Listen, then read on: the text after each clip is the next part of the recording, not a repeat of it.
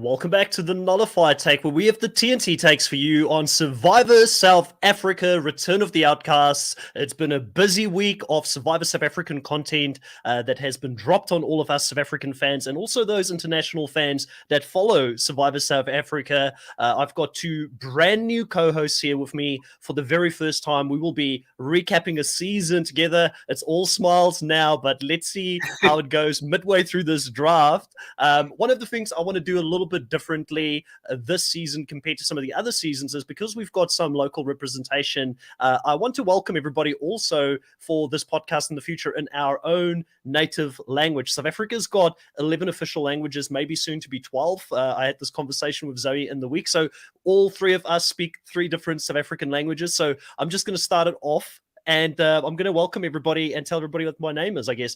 Welkom allemaal, ek is Chris. Zoe. Hi, sawubona, igama lami nguZoe. Dumelang, lebitso la ka ke Kamohelo, Richard.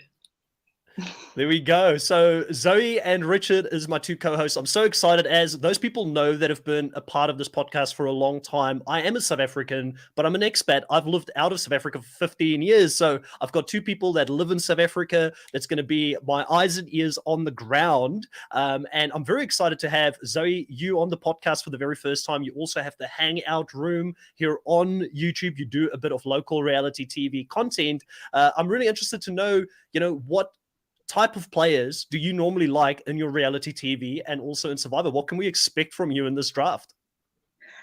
I am a huge fan of very strategic players that do not like peace. I like chaos. I like people that bring in the entertainment and understand that it's just a game. I will break your heart. I will hurt you, but I will apologize later. Just keep it game-wise, keep it fun. So please, chaos, strategy, blending together.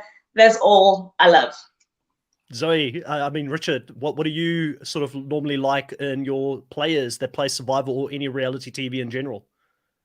Yeah, I'm big on the strategic players, but one thing I've realized in my experience of playing Orgs is you can't really have a strategic game if you don't really have a social game. So I'll just go along with people that I feel like are social strategic. Yeah, well, I feel like we're all going to be looking at very different people that we probably want to choose this season, because I told Zoe and both you, Richard, that I feel like more pressure coming into this podcast because I'm probably, similar to you, Richard, the biggest Survivor fan. I've watched so many seasons. When I do the challenge drafts, normally I can be a little bit more loosey-goosey with it because I'm like a new school challenge fan and I've got 2 very experienced challenge people there that can keep me in track. But now I kind of feel like I have to be the responsible one. So I don't know how it's going to go this specific podcast. Zuduman is in the live here and saying that he is awake after 3. Zuduman, thank you so much. I've been chatting a lot of Big Brother. He's a new Survivor South Africa fan, actually. So it's going to be cool to have you watch along this season. And we will be doing this at different times in the future. We're very aware that most people are probably going to see a recording for this. So stay tuned over the next coming weeks. We're going to try and find a time zone that hopefully works really well for South Africans and also Americans. Sorry for those of you that are in Australia. You might have to watch it a little bit later on, but we want to try and tailor as much as we can for those 2 audiences. I think it'll be the best overlap. But without further ado, how this draft is going to work for those that are new to the channel and that have never seen any of these drafts before is we're going to have a wheel. This wheel is going to be spun, and whoever actually gets their name selected is going to have the honor of choosing first in this draft. But there is one key thing. They're also going to have a sabotage on them because we've got uneven numbers this season, which means that there's going to be 2 teams that will have, I believe, 7 people, and then 1 team that will have 6. So I've got my numbers right. Math was never my strong suit. Okay, so let's go for it. We're going to spin this wheel, and then whoever wins this, you choose the order, and you also get to choose male or female first. Here we go. Good luck, everyone. Here we go. Oh my God, I'm so nervous. Oh, who will have all the responsibility? Oh, I've got the sabotage on my very own show. Can we spin again? Jesus. All right. Jeez. Okay. I honestly did not think I was going to go first, but probably Yeah, it's same. not a bad thing for me to go first. I've got the experience, I guess, of doing a few of these drafts. We're going to be very different this season. I think it's important that we explain this right from the start to everybody. Last season, when I did the Survivor South African draft, for those that followed my recaps last season, it was all about outright winners. So whoever won the season, that person won. And Riley, who was my co-host that season, he had Nicole, and nobody would have thought Nicole would win. So this season, I thought, well, instead of it being a straightforward, just this person is winning, we're going to have a point system in place. So it's going to kind of be like a fantasy draft. If you've ever played Super Brew for rugby or fantasy football or anything like that, it's going to be a little bit more similar to that. So there's going to have to be a little bit additional thinking for us in regards to who we're choosing and how the point system is going to work. I'll run people through it very quickly. I'll probably share it on some of my socials as well, so people will be able to follow along. And hopefully this is fun even for the Survivor players that check out our content in the future. And they're like, I wonder how much points I'm going to end up on at the end of the season. So we're going to have 1 point for confessionals, 3 points for team immunity wins, 5 points for individual immunity wins, 5 points for making the merge, 2 points for successful advantage plays, minus 0.5 point for votes casted against you. So Richard, having those low-key players that people don't know about might come in handy. Final 3 will give you 10 points. And then an outright win will give you 50 points. And then we're going to have overall season bonus points. So the season bonus points at the end of the season will be an extra 25 points at the end of the season. So people that might have been voted out 6th or 7th, they could still qualify for this if they were the biggest character of the season. Think like a Santuni last season, who was a massive character. She may have had the most confessionals, but nobody, and she was in my team, I didn't get any bonus points for that. So Santuni, if she was in this season, may have had the most confessionals. So that would be 25 points at the end of the season. Most individual immunity wins will give you 25 points. Most advantages found will give you 25 points. And least votes casted against them for the season will also give you 25 points. So there's a lot to play for here. And we're going to have to go male or female first. And to be honest with you guys, I am going to do something very predictable, which is very unpredictable for me to do in draft picks. But I'm going to go with females first this season.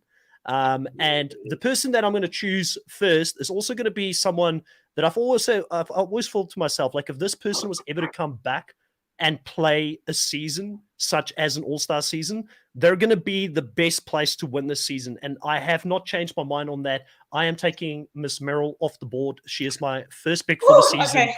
I think Meryl is a great player. She was unlucky to be aligned with Dante. Sorry, Dante, you definitely did not help her that season because you were such a vocal player. I love Dante as a character on the show, but she got a lot of the heat because of him. She was seen as the more strategic person. She was good socially. She almost had, I think she turned a lot of people almost away from that Rob Bentelli alliance, which was not an easy thing to do because Rob was just such a big player that season. And also she can find idols. So she could go out there again and find idols. And I also think she has been socializing in the survivor circles like no one else. So I feel like she's coming in with a lot of allies. She's very under the radar. Richard, you had a big reaction to this. What's your reaction now that Meryl is off the board? Yes, I really, really wanted to pick her because, like you said, I feel like she has a good balance of good social game, good strategic game. I don't think she's won. She won challenges in her first season, so I really was looking forward to pick her as the top female pick. But you got her first, so props to you.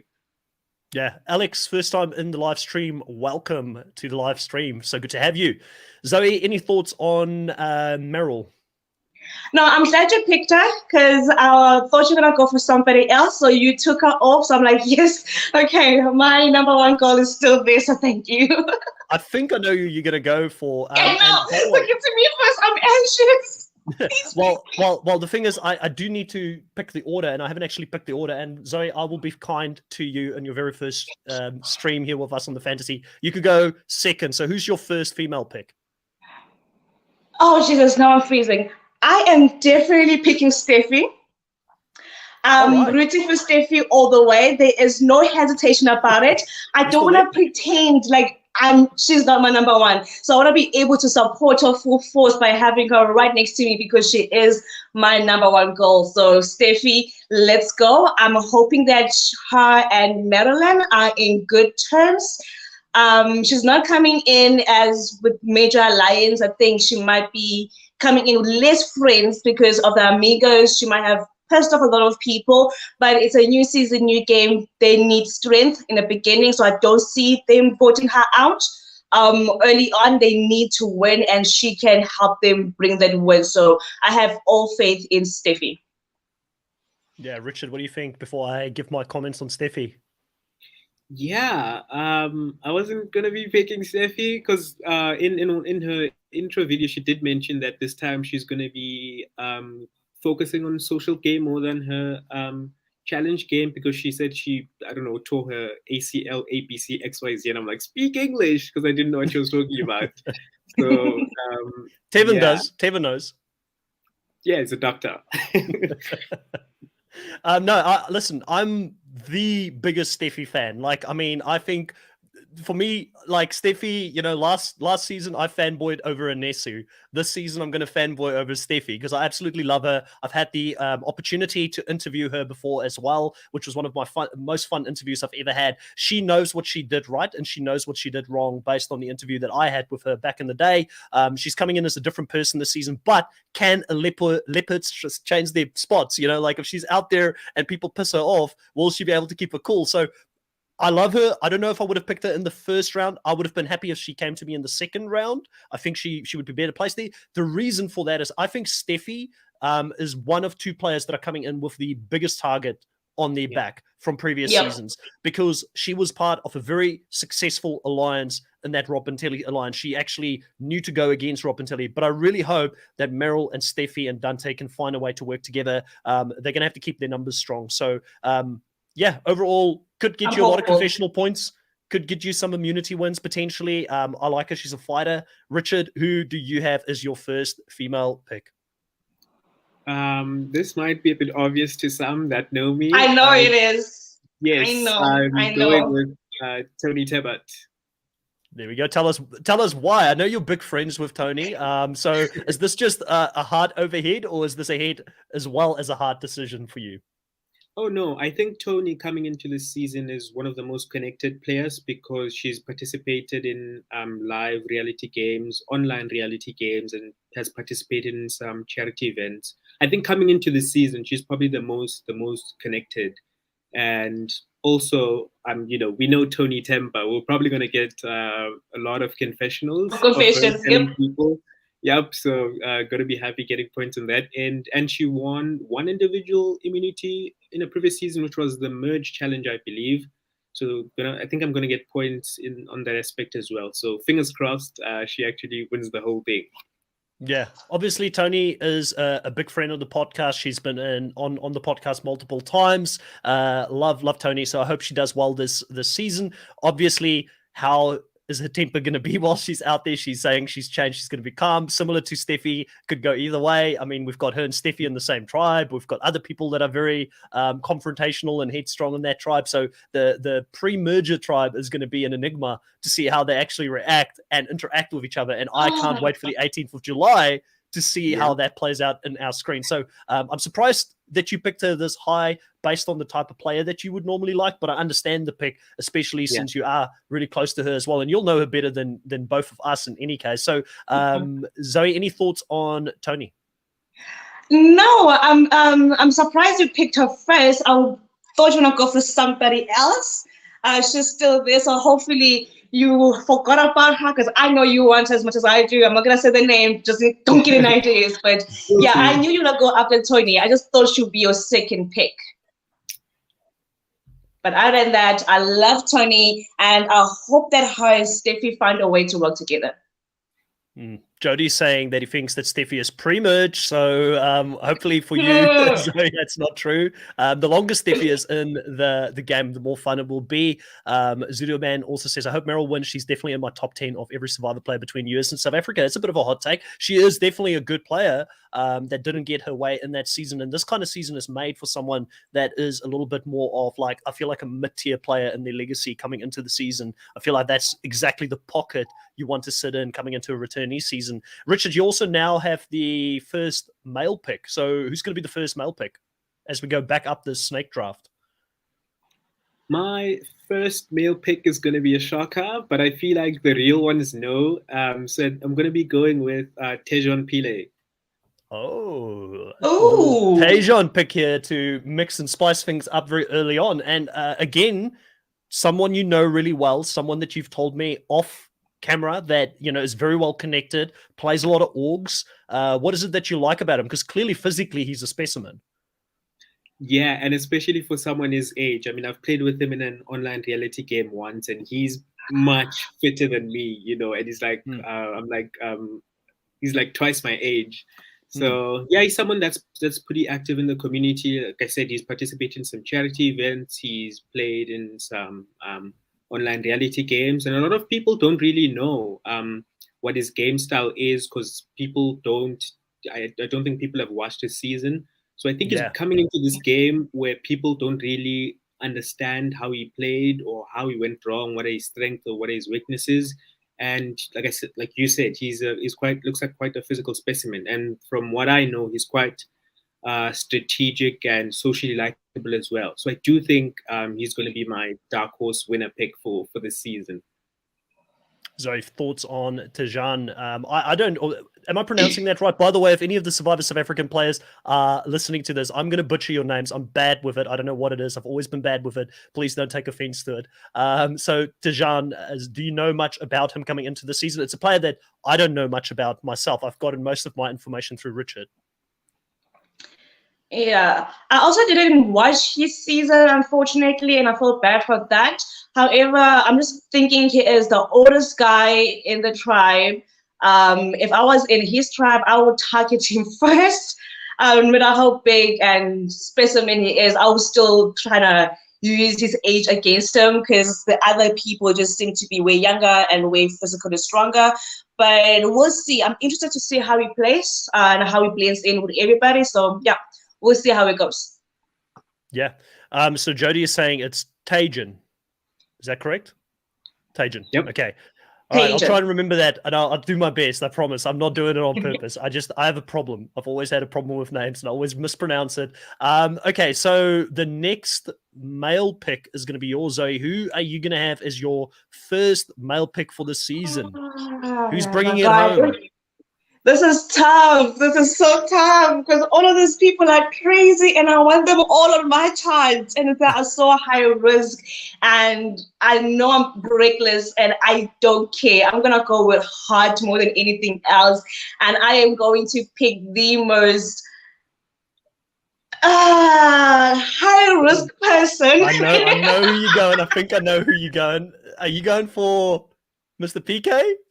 I think so. No! Okay, who are you No. going? Who are you going for? The I'm biggest going with target of the game. Shane. I want Shane on my team. Right. All right. I love this. He is an idol finder. He's gonna be looking for idols. He's gonna find them. He's gonna send alarms around camp. He does not like peace. He's all about chaos, strategy. Alpha male, like everything you do not want in one person, that's all he is. And I'm ready. I want to have fun with him. I want to piss people off.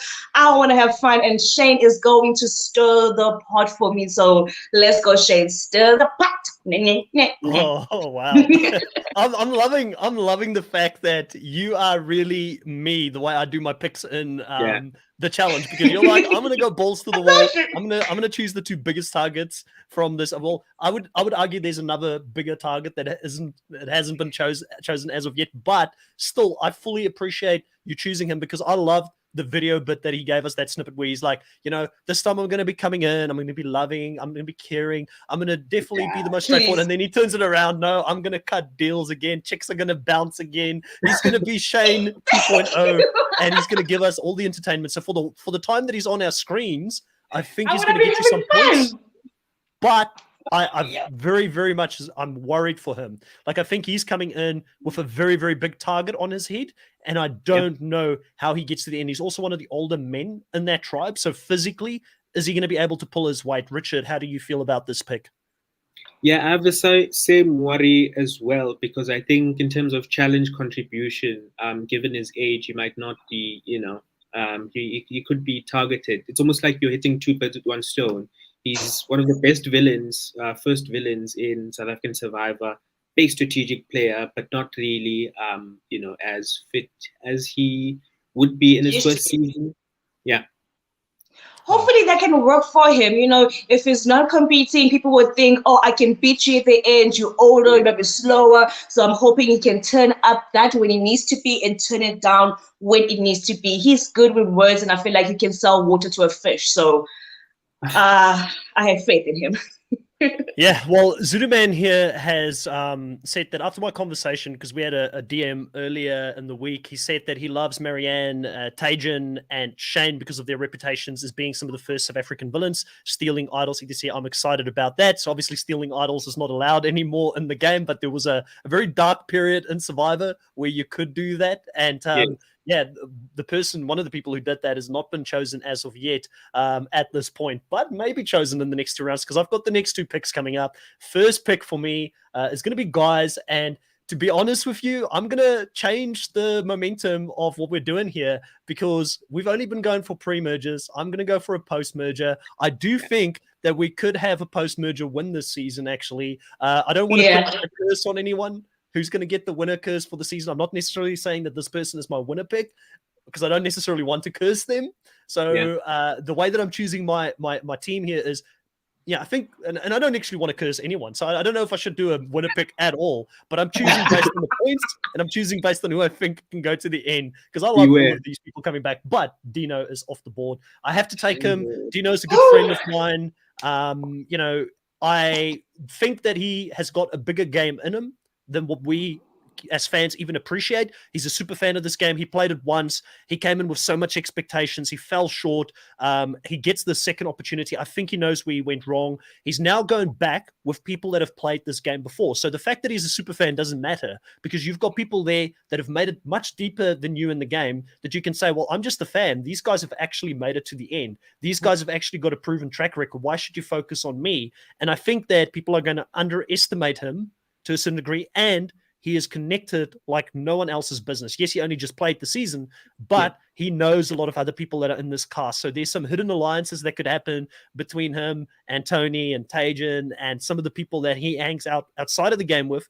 And he's got Teriso and Pinty in his tribe, who I firmly believe the Immunity Island cast is going to have an alliance. I'm convinced of it. There's 2 players in the pre-merge that I think have got a good shot at doing extremely well. He's one of those 2, so I'm going to take him off the board. Richard, you had a big reaction to me taking him. What do you think of this pick? Yes, I wanted to pick him because I think he's one of the most sort of like well balanced players because he has good social awareness and sort of like good social game. I mean, it didn't come across the first time he played due to other reasons, but he's a pretty strategic guy too, coming in with a lower threat level. So I do see him going very far in the game and potentially winning the season. Like, who wouldn't be happy seeing Dino winning the whole season? He wants to do it for the fans. So for Survivor South Africa, the fans don't normally win. It's normally the non-fans that come in, get rid of the fans early on, and then someone like a Rob, who wasn't a big fan, watched 1 or 2 seasons, he wins the season, or Nicole, I think, was a very casual fan. She wins the season, So I want to see that sort of that turnaround. And also Dino at puzzles, let's not forget, like, he was an absolute beast at puzzles. So, he could pull out some wins alone for his team against a very stacked pre-merge tribe. Zoe, any thoughts on Dino? You said you were relieved when I took him. Yeah, because I wanted you to take him because I knew you're going to pick him. And there's one person that thought he might be your second and he's still there. So I'm like, relief. I'm happy that you did what I wanted you to do and then take Dino and leave the other player for myself. Yay. Yeah, Dino, if you're listening to this, you have to give me all the confessionals this season. I want all the confessional points, please. Okay, so this next person that I'm going to pick is someone that can find idols, is someone that is someone that's coming in with a massive, big story as well. I don't know how they're going to do this season. It might not be who you think it is. Like, I really want to go that way as well, but I'm going to go for Marianne after watching... after watching her preseason content where she spoke about the journey that she's gone through. Like, I emotionally, it just hit me. It hit me differently. That something like Survivor is the thing that kept her going in her darkest days. It kept her moving. She loves this game. You know, she was vilified by the public at a time when she played a very villainous game because the public wasn't ready for that type of game when she played it. And I thought she had good reads. I personally think that she is not going to be targeted before Shane this season. I think that Shane is going to get hit before her, and I think that he could be a shield even for her to a certain degree. And if she gets to the end, who's got a better story to win? Like, the problem is people might want to take her out because of that story, because to be honest, in Survivor, you don't want that person to sit at the end. But I also want people that I want to shout for this season. I want people that I'm like, Marianne, I got your back. You need to win this thing. She's great at confessionals. She can find idols. She's older. She's wiser. Give me Marianne. And I know Zoe, that one must have heard. It did. It hits right here. Because I was gunning after her so badly, and I was like, oh my God, she's my favorite Survivor player, female, so far of all times. I love everything she does. And she has this personality that when she's on the screen, it doesn't feel like she's talking to the camera or the producers. It feels like she's having a conversation with me at home. She brings me in as a viewer, and I love everything about her. And the way that she went out, it was legendary way of going out. She got a round of applause when she went out. She went out fighting. She is a fighter. She's everything that I love and appreciate in a female Survivor. And I'm hoping that her and Steffi find a way to work together, because her, Steffi, I love them. So Saggy took her, but I still got somebody else. So we'll see. It was a tough decision. I think you probably will pick who Richard thought I was going to pick, and if I didn't see the preseason content, I think I might have swayed that way slightly. But I'm very happy with this pick. Like, I really want to have a team that I want to shout for. Not that I'm not shouting for people who's not in my team, but I'm happy to see what Marion can do this season. Richard, you are a little bit more in tune with the Survivor community. I've seen Marianne hang out with the likes of Dino, the likes of Shane, the likes of a lot of different people, Tony, and that are from this season. Do you think she's got a story here? And do you think that she goes deep this season? Do you like this pick? Or do you think I maybe picked her a little bit too high because you thought I was going to go in a different direction? Yeah, you have a pretty strong team. And looking at Marianne, I think it actually does help that she's casted this season and on the same tribe with Shane, because like it or not, Shane will be sort of like a meat shield for her, given how things went the last season. So, if they want to separate that duo, Shane is more likely to go first. Then that'll actually activate the survival mode in Marianne. Because obviously, if you betray her, you're going to see her scary sides, which we're all excited to see. Hopefully, we do see. Yeah, she does not suffer fools as well as big personalities in that post-merge tribe. We're going to go back to you, Zoe, for this next pick. Who's your second female pick on the draft, and will it be the Queen? Of course it is. Let's go, Palisa. No, I'm not hesitating on you again. I thought Rick Chan was going to pick Marianne first. So when you went Tony, it caught me off guard. I thought you were going to go with her first. I was waiting for you to take her because I thought you wanted her that badly. But Palisa is my girl, very strategic player, result-minded, very calm. And I like that about her because Steffi is a bit of opinionated, so I need to balance out my team a little bit here. So Palisa, please, you're the fan favorite. I love you, and I want her to go as far as she can. I'm not that glued up with Survivor community, so I'm not sure how many friends she has outside. I'm not even focusing on that. I just want her on my team because I will be rooting and screaming for her either way. So she might be on my chart so I can do it freely. Richard, thoughts on Palisa, the Queen, being picked here in the second spot? I actually thought she was going to go first round as well, to be honest. Yeah. Interesting. Yeah, I mean, Palisa's quite a savvy player. I mean, she's one to think outside the box, which is something I always appreciate in players because it makes watching the game more fun and it's more easily to root for the person. And she's South Africa's idol queen, so gotta give her props for that. So it's a good pick. Jody here is saying that Palisa is the number one threat on that tribe. I'm worried for her. And I wonder if that perception of her being that big of a threat, if that's more of like a super fan perception than what it is actually the player's perception. Because I feel like player-wise, I've got a feeling Palestra's going to come in there and people are going to underestimate her. I just have this feeling where we know what she's capable of. We know she can find idols. We know that one of the things that if I was her and I was going out in that game, what I would be selling is that, hey, I am loyal to the end, because she went down with the ship with her alliance that season. And she never betrayed anyone. She showed a very loyal side. She even casted her vote for the person she believed played the best game, even though they were butting heads that whole season. So if I'm a person playing this game, I want a person in the merge game that's going to be on the jury that if I vote them out, they will give me credit.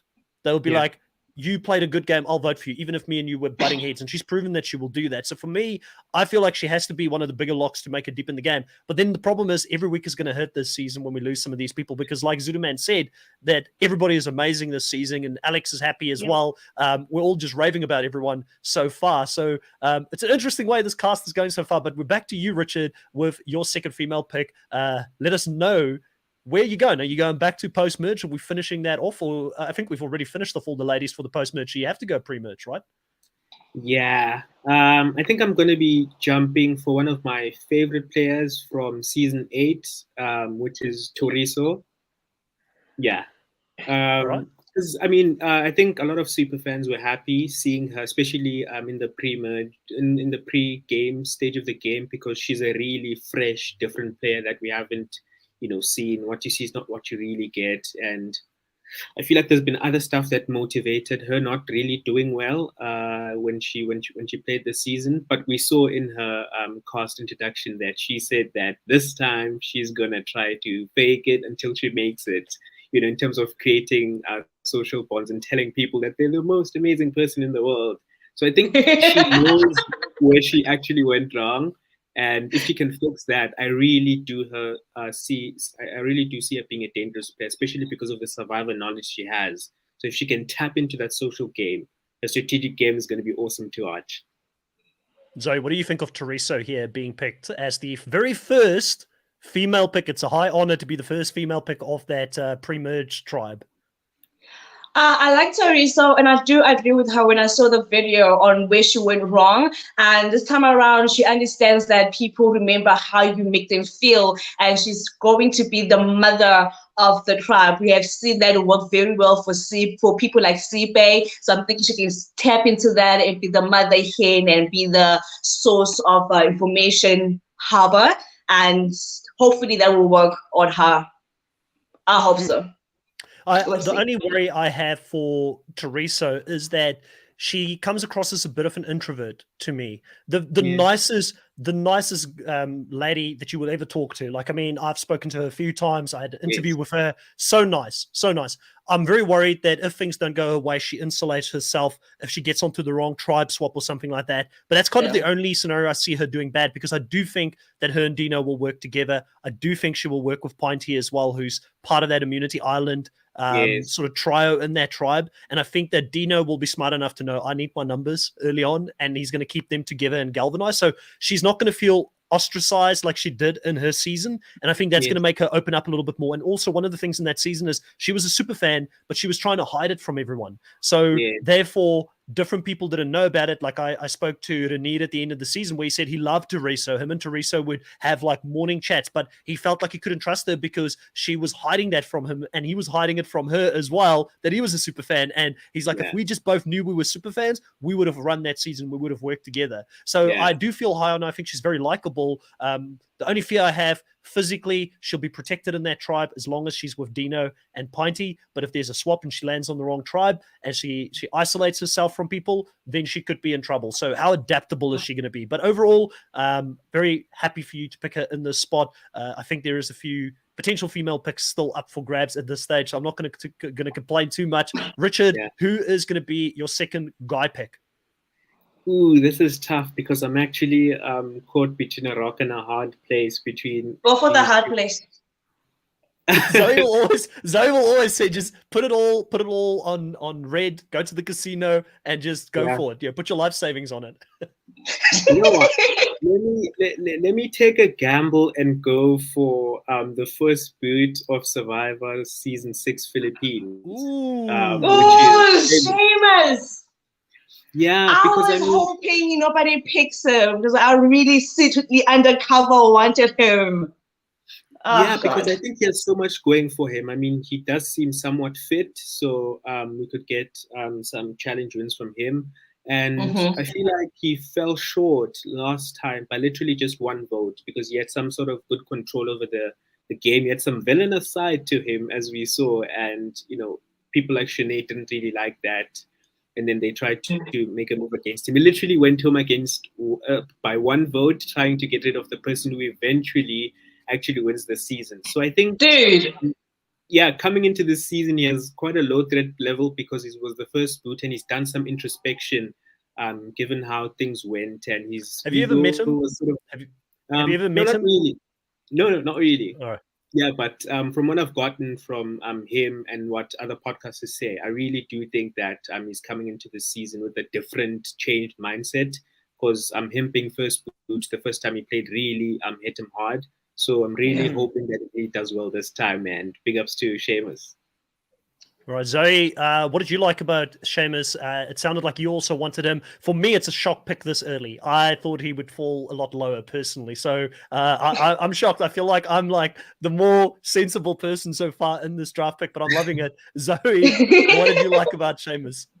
No, Seamus is young and he's in good shape. So whichever tribe he's in, they'll definitely want to keep him around as long as they can to help them win advantages and keep their numbers strong. He's very strategic. We saw that on day one, and he has a good sense of the game. It was just unfortunate that he was voted out first. He wasn't supposed to. Tom was supposed to go, and because of him leaving, we have one of the hated person to ever win Survivor, winning Survivor, who was not even supposed to be in Survivor if people just listen to Seamus. So I want to give him a second chance, and I don't want him to go out in the game early. I'm actually rooting for him on the emotional level because I really feel like it will be a hard hit to take to get voted off first against Tom and then come back again and get voted out again or not even make it to Yeah. merge. I don't want that for him. So in a heart level, I'm supporting him. Yeah, so for me, I loved what Seamus gave us in that one episode. Like he was all over the place. I was like, he's gonna play the biggest cutthroat strategic game that Survivor South Africa's ever seen. So I do think he's a showman. I do think he's a bit more mature. He's only like 29 now, so that tells me that he was like in his early 20s when he played the first time. So a lot of life experience has happened in the meantime. He's probably going to come into this season as a bit of an unknown factor. They're going to need strength early on. So I feel like him and Felix potentially will be both very beneficial from a physicality standpoint in that tribe. So I do like that pick. I still think it's such a big gamble to choose someone that left first in the first season because it's such an appetizing option to create our own Francesca for the season and to vote him out twice first, like it happened in the US. It could happen. I don't want it to happen to him. I want to see what he can do if he can survive. Plus, let's not forget, Palesa's also in this season. What will happen if Palesa and him get teamed up somewhere or there's a tribe swap? Because I don't think these tribes are what we're going to have the whole season. I think 2-3 episodes in, there's a tribe swap. So I'm interested. I'm intrigued. I still feel like there's a couple of heavy hitters left though. So let's see how it goes. Zoe, who's your next guy pick? My next guy pick is going to be Tevin. Damn, that's the one that I did not want you to pick. Why you do me like this, Zoe? You did it to me when you took Marianne, okay? You did it to me. Payback. Let's go, Tevin. Tevin and I have unfinished business. I was rooting for him on his season. Thanks to PK, he ended up going home way too early. I want him to come back with revenge. I want vengeance, and I want him to stay and make it to the merge. I got your back. Whatever move you make, good, damn, I don't care. I am riding for whatever plans and ideas that Talvin have. As long as they include screwing over PK, let's go. won't happen, by the way. Apparently Tevin and PK are very good friends in real life, so I don't think it'll happen unless he's like, I'll get you one back because you got me last time, which I'd be here for it from an entertainment standpoint. Richard, why did you not pick Tevin? Because that's what shocked me to the core. I was like, surely I've taken Dino off the board. Tevin is probably the best player. I would actually rate Tevin higher than Dino based on what we saw in his first season, but I also think he's coming in with the biggest target on his head in that tribe. Exactly. So is that why you didn't pick him? Is because of the threat level? Yeah, I mean, I think it's very unfortunate how he went out. One could even go to a conclusion to say that he really played an almost very, maybe potentially flawless game, and he wasn't voted out because he made a mistake. He was voted out because obviously he was too controlling, and PK didn't like it. I mean, he only has one shot to. Well, I mean, now he has two shots. PK thought he only had one shot to play this game, and he didn't want it to be, someone's, second in command the whole time. So I think if people are wise, they try to chop him out very early, but we'll see. Yeah. Oh wow. I'm just shocked. It's Oh. you've taken my next move from me, Zoe. Because I do really, really rate Tevin. I think he's one of the best players to ever play Survivor South Africa. He was unfortunate. I mean, no one, I don't care who you were, you would not have been able to predict the unpredictability of PK in that season. Just turning your back against the person that was loyal with you, that wanted to ride or die with you until the end of that season, and just taking them out in such a ruthless way when there was no reason for him to take Tevin out. That was like one of the flaws for me in PK's game. And it's why it's even now, like, I love PK. I've chatted to him. He's a great friend on the podcast as well. Yes. I can't even pick him in the next spot because I just don't know what he's going to do. I want to pick him, but I can't pick him because I have to be sensible here. I feel like PK will go in there. He's saying he's not going to beat PK Chaos. He's saying that he wants to play a more relaxed game and not overplay the hand that he's being dealt. But I am worried for him coming into this season. But am I more worried for him or some of the other guys? Like, I'm worried about a lot of the guys that are in that specific tribe. You know what I mean? Yeah. So it's a tough one. It's like, do I go for PK because he's got an alliance and that could drive him? Like, could Tony keep him in control? Take him PK. And Tony are, I'm very. I know you want me to take PK because you want to have someone else that's still left on the board. I'm gonna go for someone here that I should not be picking here. No, I can't do it. I can't do it. Do it, Chris. I know you want to. Do it. No, it's okay. Too big of a target. Okay. I'm gonna go for Dante. I'm gonna go for the more predictable one. I'm gonna go for the more predictable one of the two that I want to go for there. This is live, guys. This is live. The reason is that I really enjoyed Dante his first season. Yeah. I think that Dante was one of the few people that wanted to go against the majority of Rob Pentele. Yeah. He got a definitely confrontational. He got him fights. I don't know if we'll see that side of him again. He's also similar to Teresa. He's an introvert, doesn't want to be bothered by people, so that's not great in a social game. But can he win immunities? Can he win individual immunities? Yes. Can he be someone that plays a very exciting game? He's been friends with Jark Berger for a long time now. They've podcasted about the show, so I'm sure Jark would have given him some advice coming into this. Through Meryl, he'll have connections. So I'm very high on Meryl. Why will I not go for her lieutenant and Meatshield and Dante? Because if Meryl goes far, Dante could go far.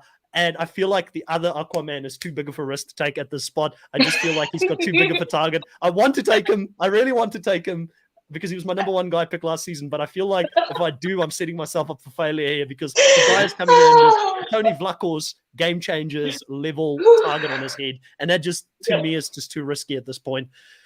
I have Richard, a feeling. About this pick? Oh, no, Zoe, you go. I have a feeling he's going to be sitting there for a while and everybody's going to be thinking, who's going to end up with him? Because I think we all want him, but we all don't want to say his name. All right. Well, Richard, what do you think of this pick of Dante? I mean, I like Dante, and it was actually funny because what he was saying was actually true. But in terms of going against Nicole and Rob, but no one was seeing it, and I think a lot of it was due to his approach. The delivery. Yes, and I feel like what happens in the pre-merge also determines how people sort of like value your word. So I think that got him against him. But he had a good read in the game. If only things had turned out better, things would have went his way. But yeah, I'm pretty happy with the Dante pick. I like him. He's a character. One of the things he said was when asked if he could pick another person to go on the reward challenge, he was like, I prefer to not pick anyone. And I'm like, that's my dude. Like Dante for me is why I think that Survivor South Africa's got the best casting department of all the franchises because he is a character that you don't expect to see on reality TV. His personality, you'll never see him. And that just shows you the diversity, not just they're not just choosing people that all think and act exactly the same. These are like people that are very individual, and he's got his own mindset. And I love that about casting. So, Beautiful. you know, if Leroux or the casting department ever listens to this, well done on Dante the first time around and bringing him back. You guys have, by far, in my opinion, and I'm biased, I'm a South African, have got the best casting choices when it comes to Survivor. So I think that he could get me a lot of confessional points. I feel good about him. I've got a feeling he's going to be looking for idols this time around because he was the Aquaman, and then Chappies came back a season later and became the new Aquaman. So I mean, he's going to be like, I've got to get one up on Chappies and become a bigger player. Sure. I feel like he's got that competitiveness in him. So I want to see that this season. But any final thoughts on him, or should I move on to my next female pick here? Final thoughts on him. I feel like I wanted to pick him, but in my back of my head, I'm like, I can't, because he's a Zulu man. He's a typical South African person. He would tell you what he thinks and feels about you with zero consideration of your feelings. And if they are hurt, too bad. Go call your mother and cry about it. And I'm like, that's too much for this type of people in this season. And I love him, but I hope that he has worked on his approach and take people's feelings into consideration. And I'm worried for you because you have Marilyn and Phyllis is still in there. And those two together, I see chaos. I see fight. I see madness, and I'm looking forward to it. I love it. So great choice on Dante for entertainment side of things. Yeah. So this next choice for me is going to be one that is going to be an entertainment choice as well. Could blow up in my face, but I think she's coming in with allies this season in this specific tribe is going to be Pinty. I'm taking her off the board. I think that she's going to be working with Teresa. I think she's going to be working with Dino. She said she learned from last season. She was too abrasive. If she gets to a spot where she gets swapped into a tribe with Chappies, she's got another number there. I think physically, she's going to be a beast. Like, we didn't see her bring that spirit of wanting to go physically against the opposing tribe too much in this season. But from having a chat with Pinty, she's kind of like almost like a Steffi in her personality. She's very straightforward. She'll tell it to you how it is. She doesn't want to, sugarcoat things. I really like that personality. I appreciate honesty. So again, could be there to give me a lot of confessionals, could be in a lot of confrontations early on. But I actually believe, of all the people that are saying that they're changing the game coming into this season, I believe Pinty the most. I think she is going to be calmer this season. I actually think she's going to be able to play more of an undercover strategic game. She showed she could get alliance members in her season early on. The problem is that she had too many alliance members and she was telling too many people too many things. She got caught out telling Tyson about Chappies' advantages and things like that. So she got caught red-handed. And I think if she can rein that part of her game in slightly this season, I feel like she could be an undercover good pick for this season. And I'm a little bit biased. I had an interview with her. I know how much it affected her going home early when she left last season. So I really want her in my heart to do well this season. Richard, what do you think of this pick? Well, yeah, it's an absolutely awesome pick, especially considering that I think her and Chorizo are from 18 age Port Elizabeth, something like that. So they have that going for them. And I think Felix as well is around the same area. So I think those people could maybe form an alliance based on like where they come from. And I see her going post a swap, maybe merge if she's lucky, especially if she works on like her personality. I do see her going quite far in the game. Physically, she looks in good shape compared to last season. I feel like she's worked for this. Zoe, you don't look too high on this one. Tell me. Nah, this is where I was like, remember to filter that I'm live, and I don't know these people. Sorry, guys. Okay. I don't like her personality.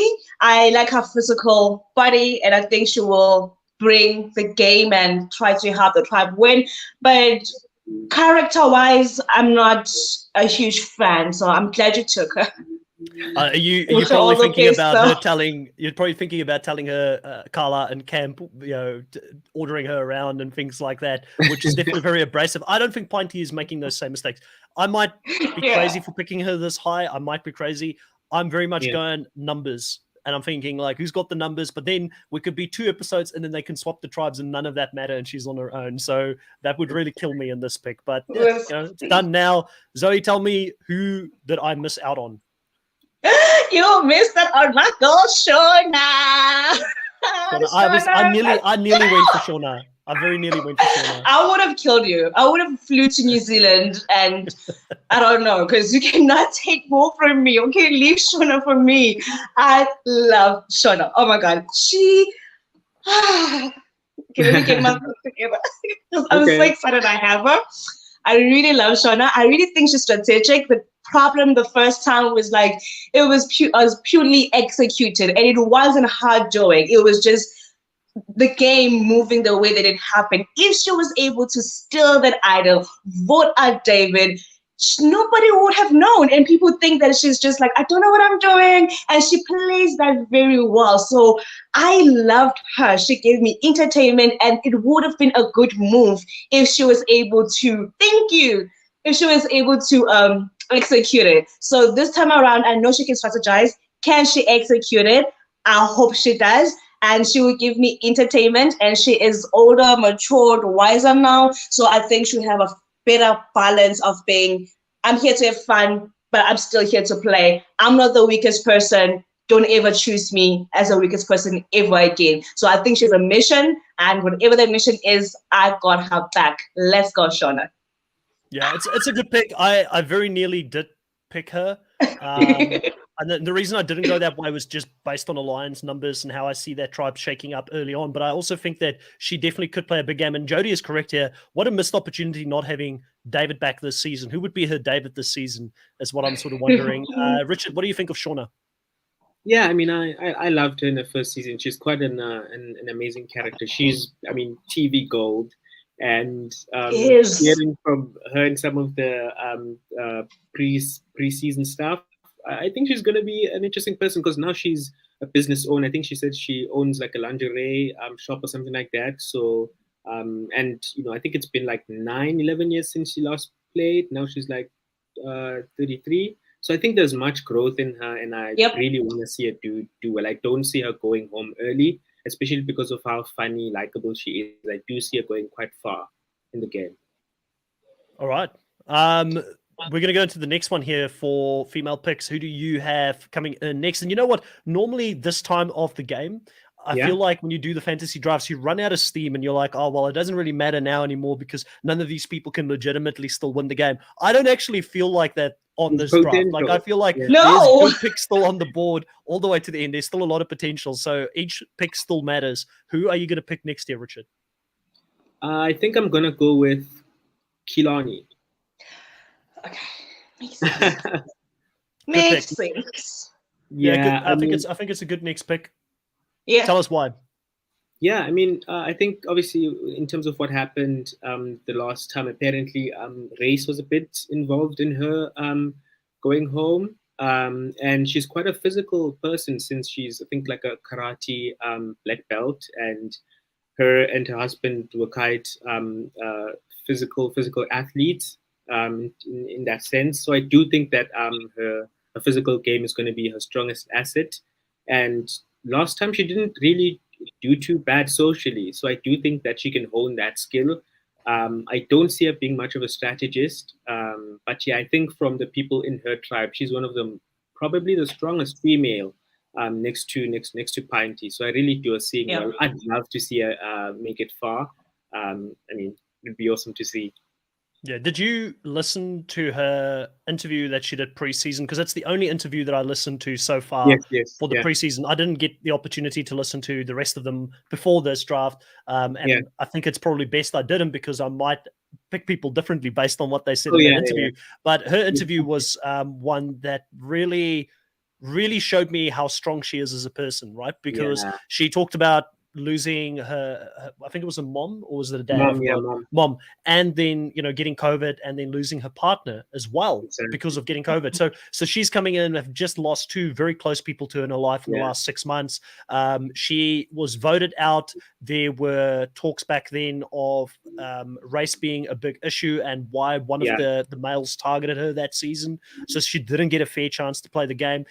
Mark Fish, who was the champion, Yes. constantly underestimated her, didn't give her opportunity to show her strength that season. So if there's one, I want to shout for all of these people. I sound like a broken record. I honestly do. And I'm not just saying that because I know a lot of these players, but I really feel like she's got a big story to tell. She's going to struggle to keep that to herself, though. Like she said, she's not going to tell people, but when you're out there for as long as you are and you're on your own, if she makes it deep into the game, I think she's going to crack at some point because you're only there with your own thoughts and you don't have like a cell phone or things to distract you. So you're only going to be sitting there thinking about these bad things that's happened in your life for the last 6 months. So I feel like at some point she's going to crack and tell people, but very solid pick. Physically, she's good. She's got a black belt in martial arts.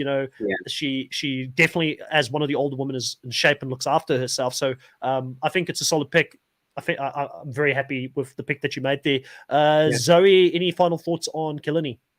She was my backup pick if somebody picked Shauna, because I love everything she's about, and I do feel like she wears the game too early, and I wanted to see way more from her. So yeah, I am kind of a big fan. I agree with this comment, and I was not a fan of Mark Fish on that season simply because of how dirty he did her. I didn't like it. But yeah, she's back. She got a second chance, and I cannot wait to see what she brings. I will be rooting for her, even though she's not on my chart, because I want her to do well. Yeah.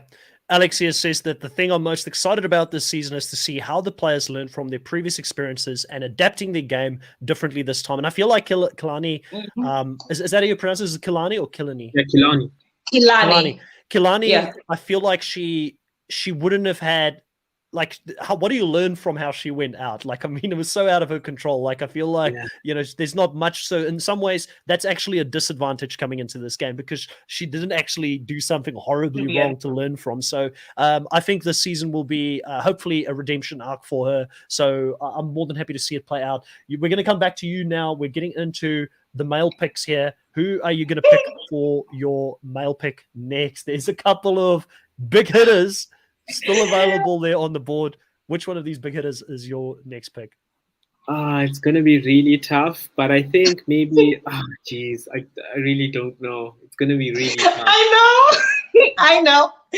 Go ahead, pick him. Talk us through your decision. Like, I know you want to. There's no secrets at this point. Different people here have got different pros and cons, and it doesn't matter who you pick because after that you can't pick another guy. So you might as well, or will there be another guy up for grabs? Exactly. Go ahead, pick Bubblegum. So I think it's actually three people I'm thinking between because I mean we have Choppies, who's obviously a physical person. Is going to be a huge contributor in the pre-match stage of the game, and if he does make merge, I mean that's dangerous. If he makes merge, like he could be a point getter because he could win all. Like I mean, I think there's more physical people that can compete with him this season than in his original season, but still, I mean, the guy's got a proven track record. Yeah, and the other person I was thinking of is PK, especially because of how well connected he sort of is. With Tony, and I feel like if anyone could get in trouble because of the connections, it's Tony. But I think PK will, sort of like get those networks without necessarily the consequences. So it's a pretty tough one, but I think to get those potential physical challenge points and those confessionals, because Chappie's got a lot of confessionals in his season, I'm going to have to go for Chappies, which is a bit of a wild. This is a good spot to pick him up on, because if you didn't pick him up here, I think both me and Zoe would have done it. So this is a very good spot to pick him up. I know Chappie's, we're very low on his chances to win this season because he's got such a massive target. He's the equal record holder for most immunity wins, but he has got, I think, the record for most consecutive in South Africa. Yes. And then because he's got 5 consecutive.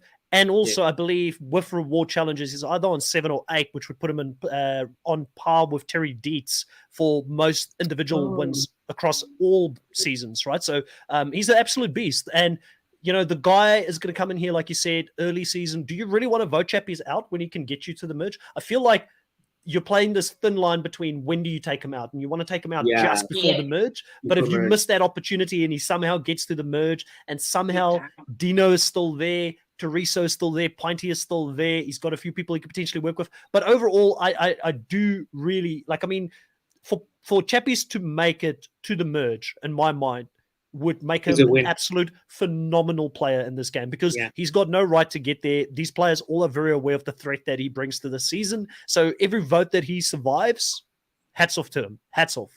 And I also think he's the one player that can play this season, even go out first. His legacy is still not tarnished. He can come back and play another season in All-Stars, and everybody loves him. He is like the golden boy for Survivor South Africa when it comes to players at the moment. Him and Rob Bentele as well up there. Those are like big hitters, you know. So if you want to see an international season, then I'm going to plug it right here. Myself and Shannon, who obviously is doing a lot of content for this season as well. She's a consultant to the South African production team. We're going to be recording very soon a special episode where we talk about international crossover and who potentially could play in it. And I'm very much looking forward to that conversation with Shannon, because she's a great mind of this game and well respected. And I mean, if both of us don't have Chappies on there, I'd be shocked as a player that we want to see. But yeah, good pick. Who's next for you, Zoe, on your draft? I still got my man, my little joker. I still got my joker. So, Philip, let's go. A little troublemaker. I got a mini version of Chappies. Okay, I can't get Chappies. I'll go for your mini version of Chappies. Find them candy and eat it behind everybody's back. I can see Philip and Chappies whining and dining at night behind everybody's back. Mischief. He's the Loki. If you follow Marvel, he's like the Loki in this equation, you know, the Prince of Mischief. 100%. Yes, and you know how much I love mischief and chaos. And if I cannot get Chappies, I'll go for his brother. Let's go, Philip. I'm looking forward to seeing what he's going to do, whose friends he's going to make. He is young, he is in shape, so hopefully they will let him stay in the game a little bit longer just to help the tribe win. And he is mischievous, and I like that. So bring me the chaos and play the game hard. If you didn't pick him, I would have picked him. So good pick at this point. Alex loves that pick as well. Yeah, I mean, what's there to say about Philip? I mean, the problem with him in the first season was that he overplayed his hand badly. But if he can come back this season, he's a little bit older, keep it under control a little bit more, then hopefully he'll be okay. The one thing I do fear for him is, if I'm looking at the guys in that tribe, he probably physically is the weakest. So if they lose early on and someone's name needs to go up potentially to get eliminated, I feel like his name sadly is going to be up for discussion. So I'm a little bit worried there, and I don't know how much he stayed in connection with other people that play the game, and if he's got any relationships or friendships coming into this game. Richard, do you know anything as the person who's a little bit more connected than both me and Zoe and the fandom? Do you know if Philip is someone that stayed connected? Is he coming in with some connections we're not aware of? As far as I know, he hasn't been really been in contact with a lot of people. I haven't checked his Twitter. He's not someone that's quite active on his page as well. But look, I think he may be the weakest male on his tribe, but I think his social game is really going to help him survive through a lot of it. I mean, he's quite a funny guy. I mean, I think that'll give him a lot of points. And I mean, like you said, he might not look in shape, but I do see people keeping him because of his likability. And I feel like likability, especially in the starting point of the game where people don't really know much about each other in the game, he might be able to make it to a swap or potentially merge. Yeah. I'm a little bit worried here for this next pick, because I can go any of the three picks right now. And then you guys get the last two picks that are left on the table. I'm a little bit worried here because I've got a lot of alliances in my thing. I really badly want to pick PK. I don't want to leave him out there. He's got a lot of alliances in the game. So he's kind of who I'm leaning towards here. I feel like he's a steal this late in the game, could give me a lot of confessionals, could do some crazy things, could find advantages, could find an idol, so he's someone that could win because of his connections, and physically he's very capable. So Felix is a big risk. Felix is someone that I think will do well in that tribe because he is physically dominant. But how does Felix do if he goes into a tribe swap? Because he's shown he's not adaptable. That's where I'm a little bit worried for him. And then Tanya is one of the biggest characters that we've had on Survivor. Even though she went early in her season, she's going to get confessionals. She's going to go do some crazy stuff out there, and she's going to be fun to watch. So I also have spoken to both PK and Tanya, so I'm more leaning towards both of them because both of them have become friends of the podcast as well. But I'm probably going to go. I'm probably going to go with PK. I feel like I can't leave him on the table for longer than that. And I know that he's a steal. I think he's the steal of this draft for me, coming to me this late. And I was relieved when you didn't pick him. But then again, if you didn't pick him, I probably would have had Chappies or Philip in that case. So he's being picked where he should have been picked at this point, I think, because it could go either way with him. All right, thoughts, Zoe, PK, yay or nay? For you, it's a yay. For me, it's a nay. So you do you, boo-boo. Have fun with PK. You don't he's like very chaos. Strategic. I thought you liked the strategic. Yeah, but the thing I don't like about his type of chaos is that it's never, the idea is never great for me, in my opinion. I just don't think that his ideas are like the best, and he really did turn me off when he voted out Tevin, and it's gonna be hard for him to make me like him again. Like, I'm sorry, and my feelings are hurt, and I'm pro Tevin, so I can't root for him at all. I'm sorry. Hey, listen, I fully appreciate it. PK appreciates it. You know, funny enough, his partner that he's with, the way that they met each other, the way that they met, I believe back then was like she told him about how upset she was that he voted Tevin out. So again, so I fully appreciate it. I think he appreciates it, but he knows it's all good.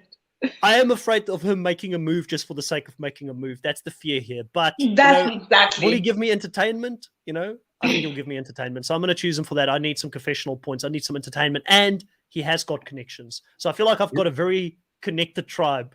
But if those connections go down, everybody goes down with the connections as well. So, Richard, thoughts on PK? I know you were considering him when you chose Chappies. Yeah, I mean, from the preseason talk, I think he's someone that said he's sort of like changed. He won't be as chaotic as he used to. And I also think, look, I think if he wants to cause chaos, he's going to need people to cause chaos with. And how he caused chaos the last time was because I think there was only 4 people left in his tribe, so it was more easier to sort of like go the chaotic route rather than the safe route. But if he can't cause chaos alone, unfortunately, so I think he's gonna have to be more chilled, and we'll see how he does. Yeah, so we've got Zudaman here asking in the live, how will these last 2 work? So you may have missed the beginning of the stream, but how it works is that I got the sabotage, and because I got the sabotage, I got to go first, but it would mean that I would have 1 less player throughout the season. I could choose who goes first. I could choose if it was male or female, so I had all the power in the beginning, but overall, I am going to be playing this season with a handicap. Zoe, you're making the second last pick here for the season. Is it going to be Felix, or is it going to be Chaos, Tanya, the big character? Which way are you going on this move? Tell us. I'm going to do my goal the best, and I will bring you to the land of the psychos and the chaos. Come on, Agent of Chaos. Is it Tanya? Let's go. Yes. Yeah, I love it. Agent of Chaos. She's going to be entertaining. She's going to make me laugh. And she's going to be chaotic. She better be.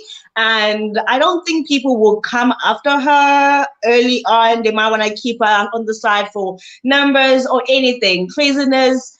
She is a shield for a lot of things. If you want somebody that people may dislike, keep her around. If you want somebody that you may want to have an easy win against, keep her around. So for that, I think she might just stay a little bit longer, and she will give me points on confessions, hopefully. I think so. And I also think she's capable of finding idols. Like, she's someone that will scramble. She's not going to... Tanya is not the kind of person, if she's outside of the numbers or she sees the axe coming, she's not going to sit still. I can tell you that. No. She's going to go down making a noise. So I love Tanya the first time she played. She was the Debbie Wanner, or however you pronounce that, of Survivor South Africa. South Africa, yeah. Yeah, and like, I always thought she was made for an all-star season to come back. Just based character-wise, she's a legendary character of Survivor South Africa. So you have to have her on this season. I think she could give you a lot of points very early on, but similar to PK, maybe even a bigger risk in my mind than PK. That's why I chose PK ahead of her, is that she could also burn out very fast. Like, if she lands on the wrong side of people. Funny enough, the 2 people who've got a bit of a beef with each other is the last two people that are being picked here. But how will Felix and her be on the same tribe? I think that is the question of the season going into the season. But tell us a little bit about, I guess, Tanya, and go into Felix after that, Richard. Yeah, I mean, I think Tanya. I mean, let's be honest. I think when Tanya got voted out, there was 4 people left in that tribe. So I think she was voted out only because of they didn't have much of a choice. It was only their Yeah. alliance left. So potentially, if maybe her tribe won, she could have made it to a swap or merge, I believe. So there is potential of a amazing player in her. And then we have Felix. Obviously, Tanya had lost with Felix. And Felix's downfall was basically motivated by him sort of like messing up with the team synergy and sort of being like, oh, you're not doing the puzzle well, complaining. So I think I'm not sure if Chris had said this before, but I think a lot of what happened in his first season was motivated by the fact that he wasn't really at the island. He was focusing on his kids, family, and how they're doing. So that really messed up with his what was going on through his head. And the fact that they asked him to come back, I think they really know that he has really good potential in him. And if what maybe hindered him the first time won't hinder him this time, he could make a good player. Imagine Felix winning this season or making the That would be final. amazing. That would be a big shock. That would be amazing because he's the last pick. And you know what? Last season, Tyson was Riley's last pick. And for the longest period of time, we thought Tyson was going to win the season because he had such a big edit pre-merge. All of us were like, wow, Tyson is like the undercover winner for the season. And he almost went all the way and won that season. Santini was, I think, my last pick. And she ended up being like one of the 2 biggest players of the game. You know what I mean? So we don't know anything. That's what makes this, for me, when we do these fantasy drafts and things like that, it's the most exciting part of the season because we haven't seen anything play out yet, and we could be so wrong as to how things are going to play out when they actually take place. And I live for that. I live for a last pick player winning it. And I'm happy overall with my tribe. I had one less person. I feel like there's some good picks there. Felix has got a very good relationship with both Meryl and Dante as well. Yeah. They were an alliance. I believe Meryl knew Dante. Meryl and Felix knew each other from outside of the game. They've got mutual friends, so I'm very sure that they stayed very close. So if there's a point where they meet up, Felix could be your pick of the season, getting in, or the person who fell to you because it's not technically a pick, but you'd still win if he does win the season. So I'm excited. So for those that are dropping in quite late to this stream, once again, I will just explain what the point system is for people. Confessionals give you a point. Team immunity wins gets you 3 points. Individual immunities gives you 5. Making the merge gives you 5. Successful advantage plays gives you 2. Votes against you gives you minus 0.5. Final 3 gets you 10. A win gives you 50 points. And then extra points for the season. Most confessional, everybody that gets these awards at the end of the season gets a plus 25. As most confessionals, most individual immunity wins, most advantages found, and least votes casted against you. So anything can happen because you could have someone be the player of the season, like Santini. I would say, I would argue she was one of the players, if not the player of last season. She ended up going before the end, but she could have still gotten me some great bonus points that season. I actually had both Chappies and Santini that season. I wish we did the draft again and I had both of them for that season. But guys, this was so much fun. I hope you guys enjoyed it. It's our very first podcast together for Survivor South Africa. How are you feeling, Zoe? Are you happy with your team? I am. I'm actually relieved. I'm like, thank God. I've got most of the people I wanted, except for Marianne. I feel like she's the only person I missed out on, but everybody else is definitely who I wanted. So I'm super, super excited. Yay! Richard, final thoughts on your team? My team is quite an interesting group of people because they're not like under the same archetype of players, but maybe that's a good thing because at least I have maybe diversity options all around. But I do see Chris's team being quite strong. I mean, you have Meryl, who I think could win the season. Nino, who's the most likely male to win the season as well. And then, come on, Marianne. I mean, she's probably going to do well. So Zoe has got a pretty decent team. So maybe I'll put my team at third, Zoe at second, and Chris is at first. We'll see. I hope someone from my tribe wins. I don't know. We'll see. Well, extra pressure coming into this thing, knowing that I've got one less player that can get me points. So I feel very strong about the team as a whole. I think Yeah. coming into this, if you said to me I was going to get both Merrill and Dino, I would have thought that's not Sure. going to happen. Someone will get one of those two before I get to pick them. But I'm happy with that. And then I've got a couple of people in there that could be risky, but with risk comes great reward sometimes and a lot of points. So I'm excited. I'm very excited to see this season play out.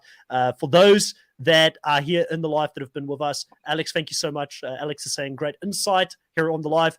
We are going to be doing this weekly. We're going to be recapping the season. I will announce on my community tab pretty soon, because I actually should have spoken to both Zoe and Richard when exactly the time would be that we're going to be doing lives before we went live, but we were so excited to get into it that we didn't talk about it. Our plan is to make it something that is very accessible to the USA and also the South African audience. I want to try and cater to as much of that. And then if you're in Australia, New Zealand might still be okay as well, but if you're in Australia, it might be slightly too early for you to get up to watch a podcast, and I fully appreciate that. You can obviously listen to the recording at a later stage. We'll also be available on all major platforms. So the Nullified Take is on Spotify, it's on Google Podcasts, it's on Apple Podcasts, anywhere that you normally get your podcasts from. So if you're listening to the audio version and you stumbled across this, come and check out the Nullified Take channel here on YouTube. That's Nullified, spelled Nullified Take. And come and subscribe, because we appreciate it. Even if you're listening to the audio version, we are on the way to 1,000 subscribers.